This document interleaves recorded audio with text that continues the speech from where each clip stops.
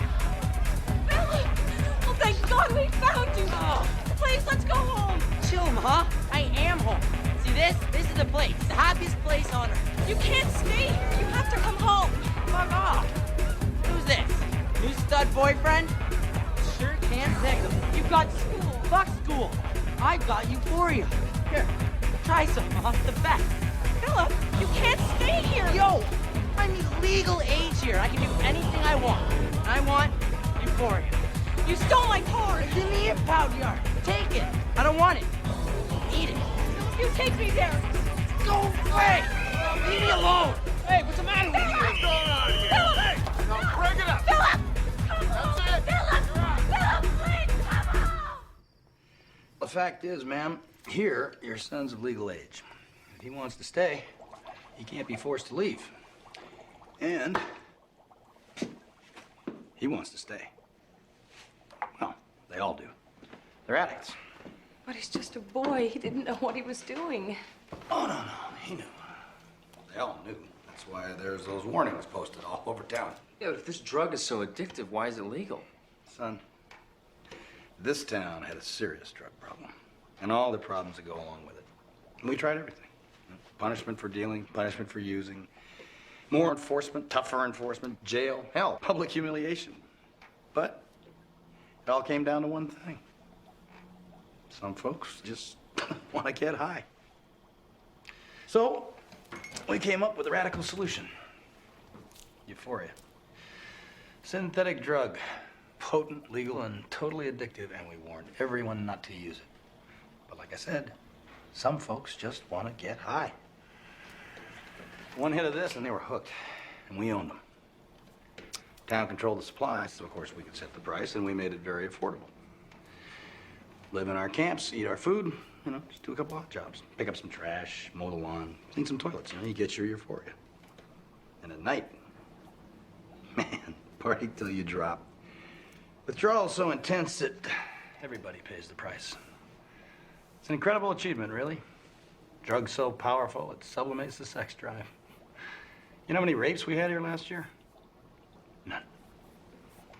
Are you saying Philip's going to be cleaning toilets for the rest of his life? With no sex drive? He'll never marry. I'll never have grandchildren? It's ironic, isn't it? Americans fought a war for freedom. Another one to end slavery. So, what do some of them choose to do with their freedom? Become slaves. Well. But they're human beings. I mean, they have rights. They didn't know what they'd be giving up. They made a choice. But look at them. They seem miserable to you. They live a simple, happy life. No decisions, no responsibilities. No problems. They found their answer. You so sure that your life is better than theirs? It's like they're animals. Oh, yeah, we're all animals. Just that some of us have different priorities, that's all.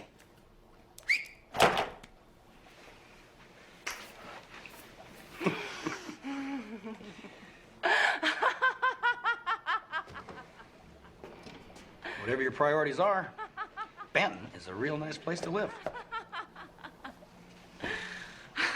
No, it's a nightmare. Please, I want my son back. I'll do anything. All right, ma'am. Now, it comes down to three choices. One, you move here to the euphoria-free zone, and that way at least you get a chance to see him. Hell, some parents end up having their kids work for them. Kind of a perverse payback. Two, you go home. Try to find something else to make your life worthwhile. Or three, join the party.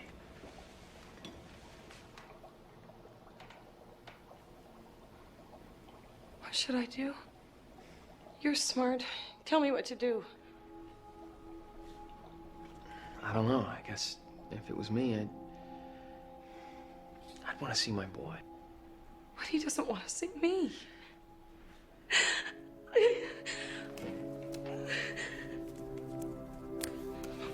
Oh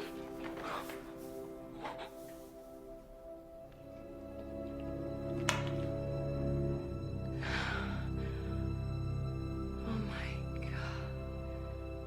It's wonderful. I feel so beautiful. I never knew I could be so happy.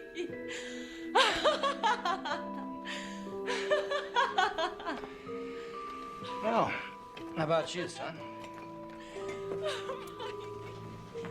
You want some? Oh, yes.